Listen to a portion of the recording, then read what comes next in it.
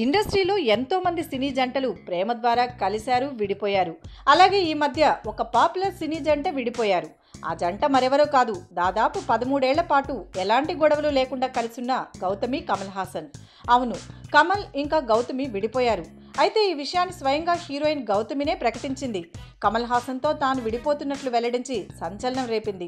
13 సంవత్సరాల పాటు సాగిన తమ సహజీవనానికి వీడ్కోలు పలుకుతున్నట్లు గౌతమి వెల్లడించారు.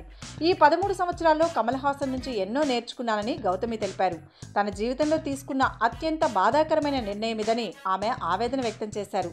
ఇదిలా ఉండగా 2003 నుంచి గౌతమి కమల్తో సహజీవనం చేస్తోంది.